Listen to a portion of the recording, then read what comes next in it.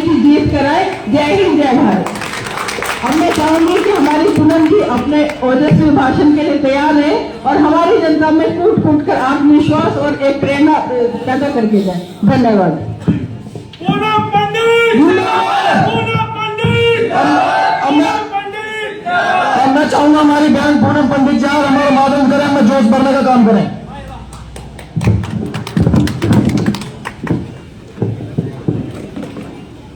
सम्मानित मंच पर बैठे वो सभी वरिष्ठ कांग्रेसी नेता जो 32 साल से 35 साल से उत्तर प्रदेश के अंदर कांग्रेस पार्टी का झंडा और डंडा उठा रहे हैं, जनता की आवाज को बुलंद कर रहे हैं। हमारे बीच में हमारे उत्तर प्रदेश कांग्रेस कमेटी के महासचिव भाई मनिंदर सूद, योगिंदर मुखिया जी, हमारी बहन साथी चुनाव लड़ी 2022 विधानसभा का, और आप सीख देते हो कि हाथ से कुछ सीखेंगे नौजवान, लेकिन हम तो आप जैसे बड़ों से भी सीखते हैं। मैं उनका भी हार्दिक स्वागत अभिनंदन करती हूँ। और हमारे बीच में राजीव त्यागी जी का नाम सुनकर के गुलाबटी से आए फहीम है, मोहम्मद फहीम, उनका भी स्वागत करती हूँ।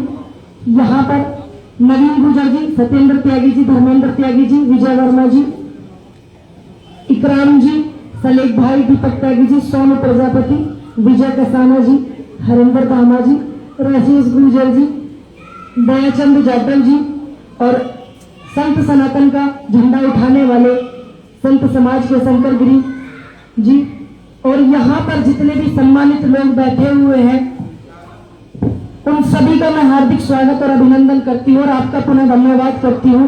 बार बार धन्यवाद करती हूँ कि खरगोदा में आपने मुझे आमंत्रित किया। देखिए, बात सिर्फ इतनी नहीं होगी कि आज कांग्रेस पार्टी चुनाव लड़ रही है और चेयरमैन प्रत्याशी जो हमारे राजीव त्यागी जी हैं उनको चुना है, आपसे वोट मांगने की बात है। सिर्फ बात इतनी नहीं होगी, बात खरगोदा के चेयरमैन प्रत्याशी कांग्रेस पार्टी से चुने गए राजीव त्यागी से लेकर के साहिबाबाद के वो राजीव त्यागी संगीता जी जो चुनाव लड़ी थी 2022 में, उनके इंसाफ तक होगी। ये बात ध्यान रखिएगा, राजीव त्यागी की लड़ाई यहां से चालू होकर वहां तक बात होगी, क्योंकि वो शहीद हुए हैं।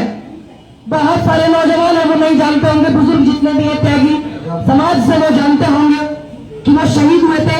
ऑन डिबेट में राजीव त्यागी जी, मैं उनकी शहादत को भी प्रणाम करती हूँ, उनकी यहाँ रिश्तेदारी भी है, मैं उनकी जो मिसेज है उनका भी बहुत दिल की गहराइयों से सम्मान करती हूँ कि इतनी ज्यादा दुखों के बाद में वो हम सबके साथ में फिर चुनाव लड़ी और पूरी मजबूती से लड़ी।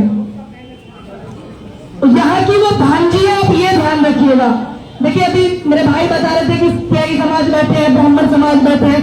वैसे तो समझ भारत का समाज है, लेकिन भाई जी त्यागी और ब्राह्मणों को अकेला मत बांटिए, क्योंकि सब एक ही है।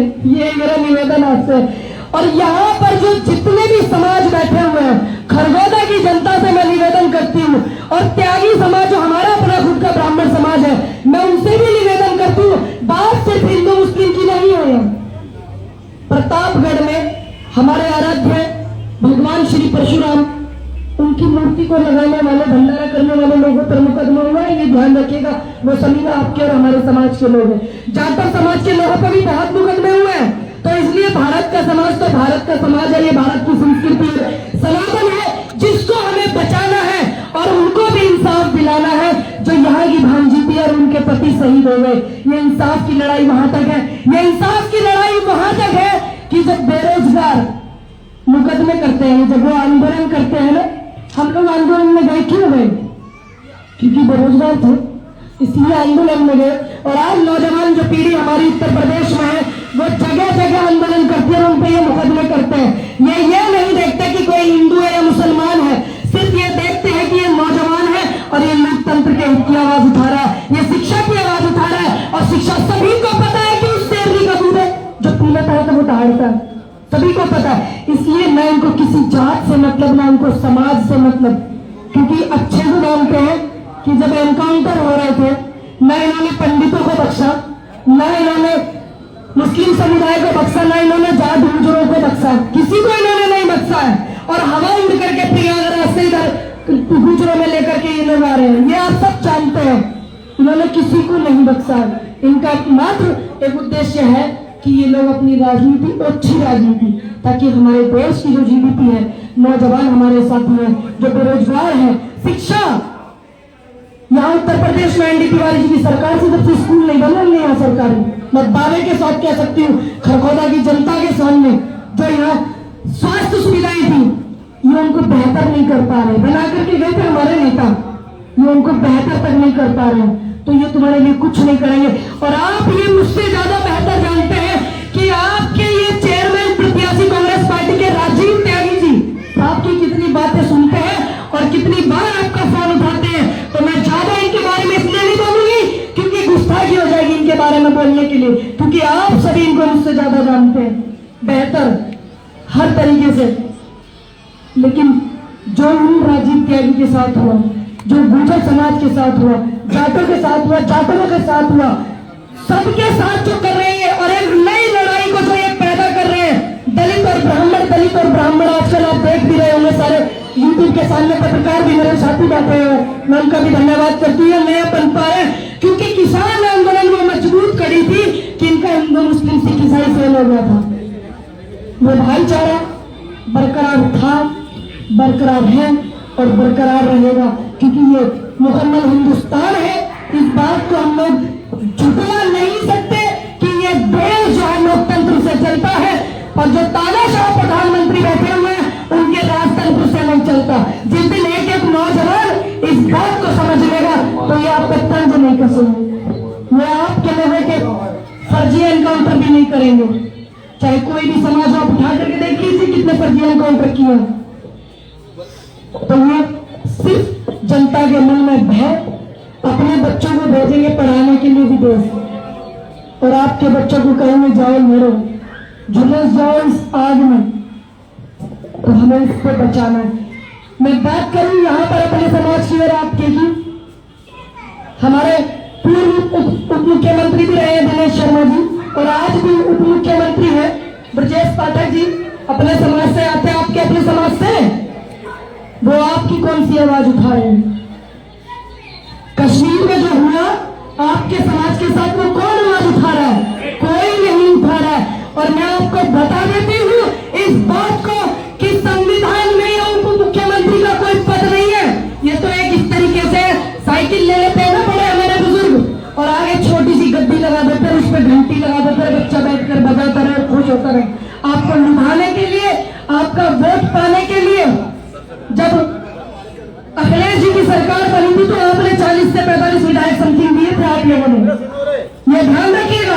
अब जब बहन जी की सरकार बनी थी 35 से 40 विधायक आपने दिए थे, तब उनकी सरकार बनी थी और आप रिकॉर्ड उठा करके देखिएगा कि उन्होंने आपके लिए क्या किया।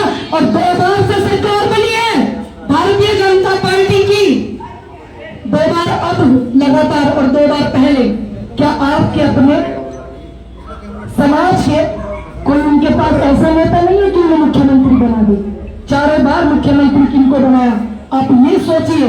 तो सबसे पहले ये आपको कमजोर कर रहे हैं, क्यों? क्योंकि संत सनातन समाज का जो झंडा उठाते हैं वो आपके लोग उठाते हैं, ध्यान रखना, इसलिए आपको कमजोर कर रहे हैं। ये दुनिया को सिर्फ दिखाते हैं टीवी पर बैठ करके कि हमने इस समाज के साथ, इस धर्म के साथ ये कर दिया, लेकिन ऐसा कुछ नहीं है।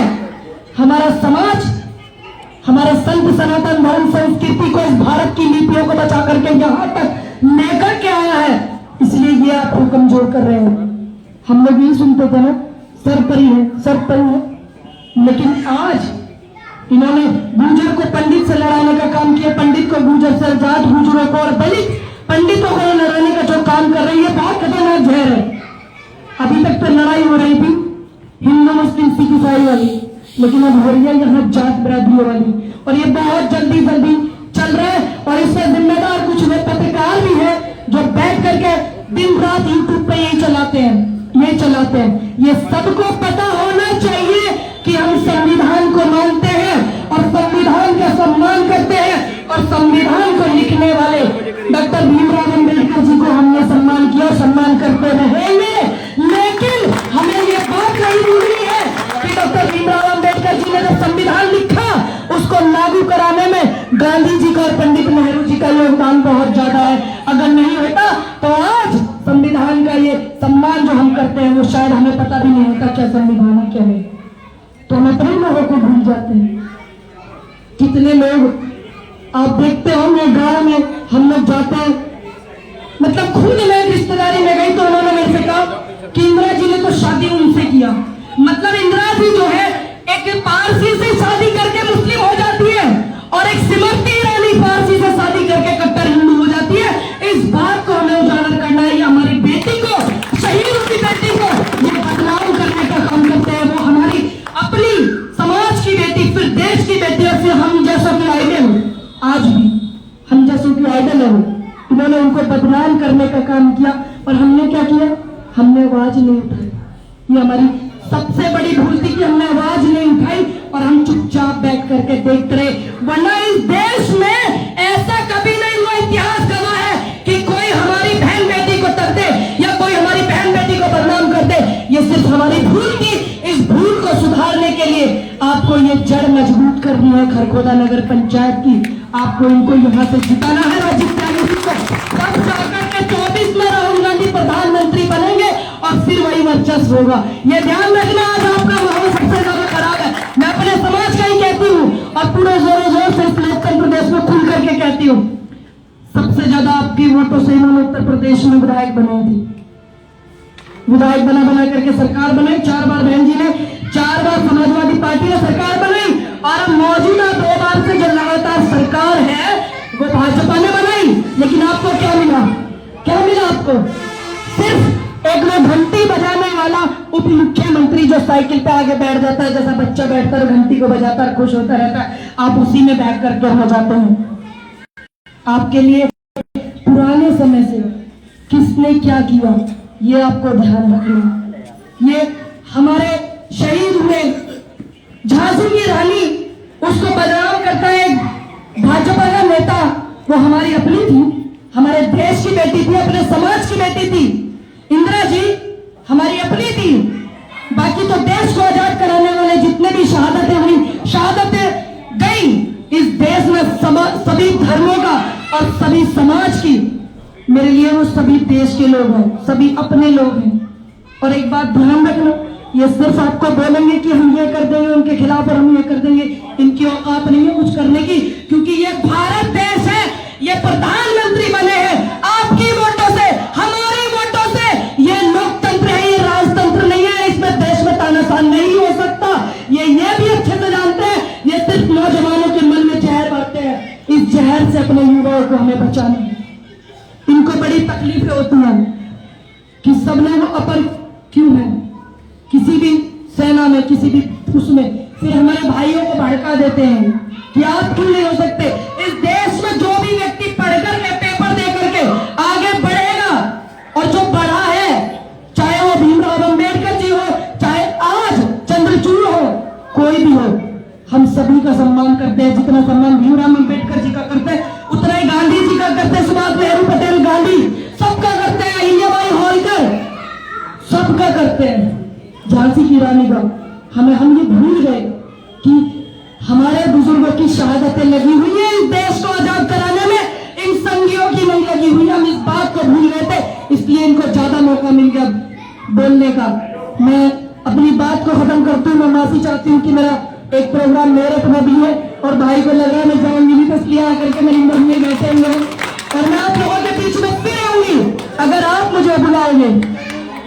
और मैं आपसे वादा करके जाती हूँ कि अगर आप राजीव त्यागी जी को यहाँ से चेयरमैन बनाएंगे, ये आपकी जिम्मेदारी है, ये आपके सम्मान की जिम्मेदारी है, ये आपके स्वाभिमान की जिम्मेदारी है कि राजीव त्यागी जी ने आप सबसे पूछ करके बोला था कि मैं पर्चा भरूं या ना भरूं। या आप लोगों के सम्मान की बात है। हम लोग तो आए हैं और चले गए हैं, दोबारा बुलाएंगे दोबारा आ जाएंगे, लेकिन ये सब चेहरे देखे जाएंगे कि कौन कौन। राजीव त्यागी जी को यहाँ चुनाव लड़ा रहा था, बबीता जी बहुत होशियार है, लेकिन कैमरा भी इसलिए बड़ा लगवाई हुई है ताकि आप लोगों के चेहरे देखे जा सके कि आप लोगों ने साथ खड़े थे और ईमानदारी से कितना काम किया था। यहीं से आप जड़ को मजबूत कीजिए। 2024 की जड़ का इतिहास यहीं से लिखा जाएगा और उत्तर प्रदेश में इस खरखोदा नगर पंचायत का इतिहास रहना चाहिए कि आपने शुरुआत की नगर पंचायत राजीव त्यागी जी जो हमारे प्रत्याशी है उनको ज्यादा से ज्यादा वोटों से जिताया। और आप सभी से कोई भूल मुझसे हो गई है, मैं क्षमा चाहती हूँ और बिल्कुल माफी चाहती हूँ, बिल्कुल साफ मन से माफी चाहती हूँ। जितना सीखा, जितना बुजुर्गों में बैठ करके सुना, उस बॉर्डर पे सुना कि देश की आजादी की लड़ाई में कौन कौन थे, उसको मैंने आगे आगे बोला। आप लोगों ने आशीर्वाद दिया, प्रेम दिया, मोहब्बत दी। तो आप लोगों से बस इतना वादा करके जाती हूँ, इस देश में जब भी तानाशाह को बढ़ावा मिलेगा, इस देश की जनता को जब भी कोई प्रताड़ित करेगा, तो आप मुझको सबसे आगे पाओगे। चाहे वो दिल्ली बॉर्डर पर बेटियां बैठी हुई हो जो तिरंगा लेकर के लहराती हैं, ओलंपिक में मेडल लेकर के आती हैं, और आज वो सो रही है दिल्ली में। एक वक्त वो भी था, देश का नेता भी बॉर्डर पे सोया था। यहाँ से भी बहुत सारे साथी गए थे, हमारे भाई बैठे हुए अरुण जी, ये भी गए थे। तो आप सभी से मैं निवेदन करती हूँ कि आप बुजुर्गों का सम्मान है, खरगोदा की जो राजीव त्यागी जी की सीट है, ये सम्मान आप लोगों का है, इसको बचा करके रखें और ऐतिहासिक जीत दर्ज कराए। सभी को मेरा राम राम करती हूँ, प्रणाम करती हूँ, नमस्कार करती हूँ। भारत माता की जय जवान, जय जवान, जय जवान, जय हिंद, जय हिंद, जय हिंद।